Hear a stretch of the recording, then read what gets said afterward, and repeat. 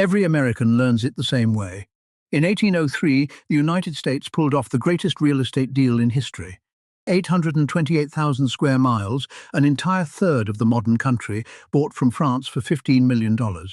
Roughly 4 cents an acre. A steal. A stroke of genius by Thomas Jefferson. And that's where the textbook closes the chapter. But the deal you were taught to admire wasn't a bargain Jefferson negotiated. It was a fire sale. And I mean that almost literally. Because 2 years before those documents were signed in Paris, the richest colony in the world was burning.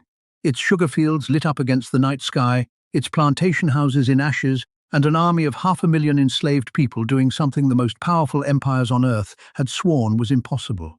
They were winning. And the man in Paris who owned that colony was about to lose everything on it and dump a third of North America to cover the loss. This is the story of how the richest colony on earth burned itself free, and how that fire forced the most powerful man in the world to hand over the heart of a continent for pennies. It's a story about sugar and debt, and the gap between what an empire claims it controls and what it can actually hold. And at the center of it is not Jefferson and not Napoleon, but a place called Saint-Domingue, the colony we now call Haiti. To understand why France sold America, you have to understand why France was willing to spend an entire army, 50,000 men, trying to hold a single Caribbean island. So let's start on that island, on the night the fire began. August 1791, the northern plain of Saint-Domingue. In the days before, in a wooded clearing at a place called Bois Cayman, enslaved men and women had gathered in secret. A ceremony, a pact, a decision. And then, across the great sugar estates of the north, the signal spread. Cane fields were set alight, plantation houses were stormed. Within weeks, hundreds of plantations were burning, and the whole northern plain was in open revolt. The colonists had told themselves for a century that this could never happen. It was happening.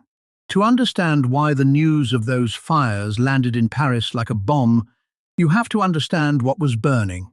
This was not some distant frontier outpost. Saint-Domingue was, per square mile, the single most profitable piece of ground on the planet. This one colony, smaller than the state of Maryland, produced roughly 40% of the world's sugar and more than half of its coffee. It generated more wealth for France than all 13 of Britain's mainland American colonies combined had generated for London. The fortunes of Bordeaux and Nantes, entire quarters of Paris, were built on the sugar flowing out of these exact fields that were now in flames. And here is the part the account books never printed. That wealth was extracted from around 500,000 enslaved Africans, worked at a speed that killed them. The system was so lethal that the enslaved population didn't grow. It shrank. Planters worked people to death and simply bought more, importing tens of thousands of new captives every single year to replace the ones the cane consumed. On the eve of the revolt, the enslaved outnumbered their enslavers by more than 10 to 1. It was a pyramid balanced on its point, and in August of 1791, it toppled. So when word of the burning reached France, it was not received as a slave uprising in a far-off colony. It was received as a financial catastrophe, because that is precisely what it was. The wealthiest engine in the entire French Empire had just seized up. Every merchant house, every creditor, every fortune tied to that sugar money felt the tremor at once. The question in Paris was not whether to respond, it was how fast an army could be sent to put the fire out. What no one in Paris understood yet was that this fire could not be put out, and that the man who would make sure of it had not yet stepped forward. That man was about to walk out of the smoke. His name was Toussaint Louverture. Born enslaved on the island, freed years before the revolt, he was in his late 40s when the fires began. Older than most of the fighters, literate, a skilled horseman, a man who had read his Enlightenment philosophy and his military history. He did not start the revolt, but he saw, faster than anyone, what it could become. Not a riot to be crushed, an army to be built. And he needed one, because the revolt had turned the colony into a prize that every empire now wanted. France was in chaos, consumed by its own revolution back home. Spain, which held the other half of the island, saw a chance to bleed its old rival and began arming the rebels against the French. And Britain, at war with revolutionary France, and terrified that this fire might leap across the water to its own slave colony in Jamaica, decided to seize the whole prize for itself. In 1793, British troops began landing on the island. The richest colony on earth had become a four-way war. Louverture moved through that chaos like a chess player. He first fought alongside the Spanish against the French. Then, when revolutionary France made the stunning decision to abolish slavery across its empire in 1794, he switched sides, bringing his forces over to fight for the French Republic that had, at least on paper, just freed his people. It was not sentiment, it was strategy. He backed the side that had outlawed the chains, and he used that alliance to turn on the Spanish and the British both. Against the British, the numbers become almost hard to believe. Over the course of these Caribbean campaigns, Britain poured tens of thousands of troops into the region, trying to take Saint-Domingue and the surrounding sugar islands, and the vast majority never came home. They were destroyed partly by Louverture's forces and partly by an ally that fought for the rebels without ever being asked: yellow fever. European soldiers arrived with no immunity to the tropical disease, and it swept through their ranks and killed them by the thousands, faster than any battle. After 5 years, having spent a fortune and buried an army, Britain gave up and withdrew with nothing to show for it. By the end of the 1790s, Louverture effectively ruled the colony. On paper, he still governed in the name of France. In reality, the people who had been the property of the empire now held the empire's single most valuable possession in their own hands. He wrote a constitution for the island. He named himself governor for life. And across the Atlantic, a new ruler was watching all of this with cold fury. A ruler who had no intention of letting the sugar machine slip away. That ruler was Napoleon Bonaparte. He looked at Saint-Domingue and did not see a people who had won their freedom. He saw a balance sheet. He saw the richest colony France had ever owned slipping out of its grasp, run by a former slave who had crowned himself governor for life. And Napoleon made a decision that would, without his ever intending it, redraw the map of North America. He would take the colony back, and he would put the enslaved back in chains. In late 1801, he assembled the largest expeditionary force France had ever sent across the Atlantic. Command went to his own brother-in-law, General Charles Leclerc. The scale is the thing to hold on to. This was the 50,000-man army. Wave after wave of French soldiers, some of the empire's best, sailing to a single island to crush a revolution and restore slavery. Napoleon's private instructions were explicit.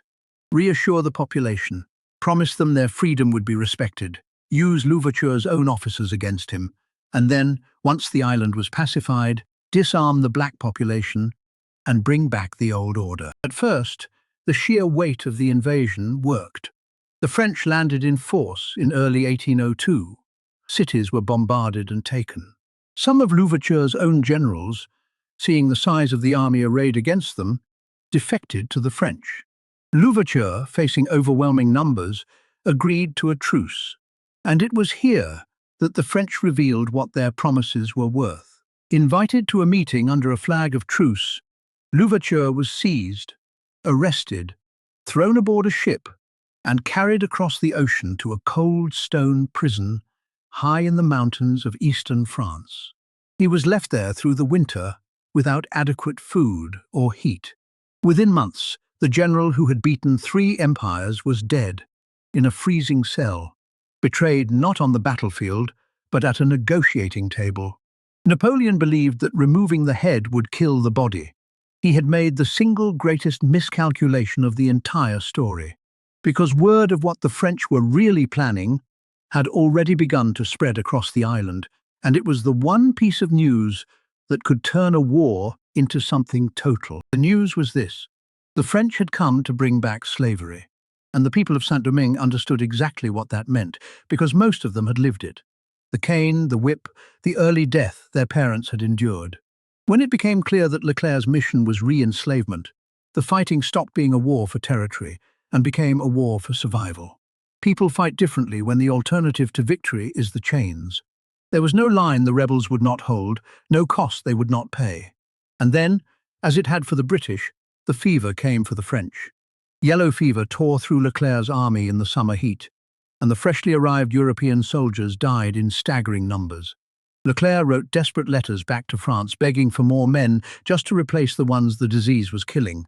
Then Leclerc himself caught the fever and died. His replacement launched a campaign of escalating atrocity, mass drownings, executions, attempts to terrorize the population into submission, and it only hardened the resistance further. The 50,000-man army that had sailed to restore the sugar empire was dissolving into fever, fire, and its own cruelty. Of the 50,000 men Napoleon sent, barely a few thousand ever came home. It was one of the worst military disasters in French history. By late 1803, the French position had collapsed completely. The surviving French forces surrendered and evacuated. And on the first day of 1804, the victors declared independence and gave their new nation a name drawn from the island's original inhabitants, Haiti. It was the first nation in history founded by a successful revolt of the enslaved, and only the second republic in the entire Western Hemisphere.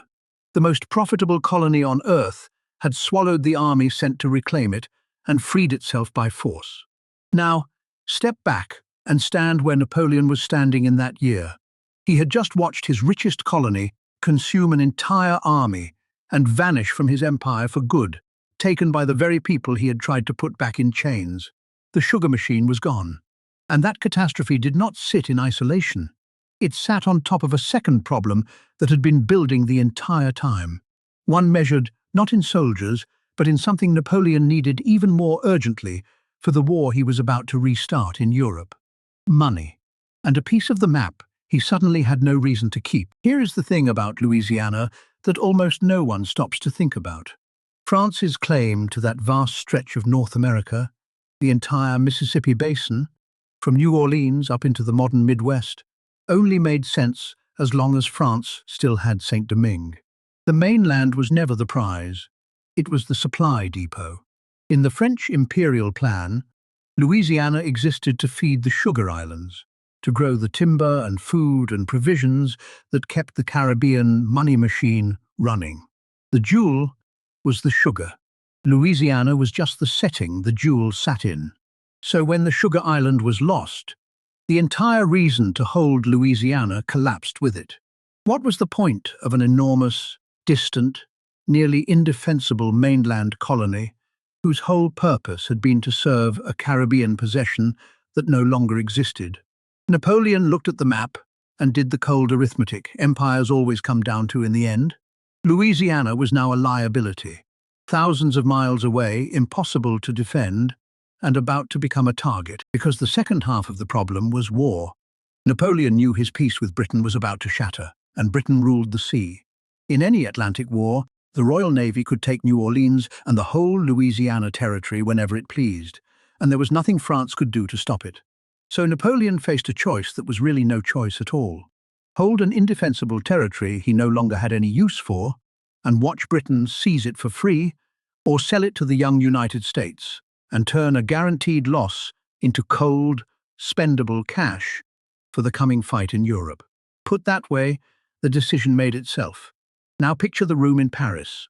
The American envoys, Robert Livingston and James Monroe, had been sent by Jefferson with instructions to try to buy the single city of New Orleans and maybe a strip of Florida coast to secure river access for American farmers. Their budget was modest. Their ambitions were small. And then the French foreign minister, Talleyrand, turned to them and asked, almost casually, what they would give for the whole of Louisiana. Not the city, the entire territory. The Americans were stunned. They had no authorization to buy anything remotely that large. They negotiated for a few more days, agreed on $15 million, and signed, knowing they were wildly exceeding their orders, and doing it anyway, because you do not say no to that. 828,000 square miles, $15 million, roughly 4 cents an acre for a third of the future United States. Not because Jefferson was a master negotiator, but because the seller was desperate. And the reason he was desperate was still smoldering on an island 1,000 miles to the south. So the greatest land deal in American history was not really a deal at all. It was the wreckage of someone else's revolution sold off at a loss. The United States doubled in size in a single stroke. Not because of anything it did, but because 500,000 enslaved people 1,000 miles away had refused to remain enslaved, and in doing so had knocked the economic foundation out from under the French Empire in the Americas. Every acre of that territory, every state later carved from it, traces back through the fire on that sugar island. And history saved its cruelest chapter for the people who made it all possible. Haiti won its freedom by force, and then, 2 decades later, France came back. Not with an army this time, but with a bill. Under the guns of a French fleet anchored off its coast, the new nation was forced to agree to pay an enormous indemnity, compensation to the former enslavers for the loss of their human property.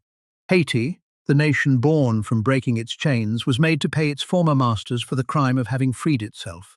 It paid and paid and paid for well over a century, taking on crushing foreign loans just to meet the installments.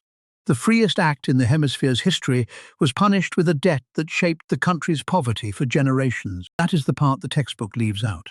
The bargain America celebrates and the debt that broke Haiti are the same event, seen from 2 sides. One country got a continent for 4 cents an acre. The other paid for that same freedom in cash for 100 years. And we are all, every single one of us, still living in the world those 2 trades built. So the next time you see that clean line on a map, that neat block of territory labelled Louisiana Purchase, 1803, remember what is actually underneath it. Not a shrewd negotiation, a revolution, a burned empire, a dead general in a freezing cell, and an army of the formerly enslaved who redrew the borders of a country most of them would never see. If you made it this far, drop a single word in the comments, 4 cents, so I know you stayed until the end. And if you haven't already, please subscribe to the channel. It genuinely makes a bigger difference than you might think, and it helps this kind of deep dive history keep coming. I'll see you in the next one.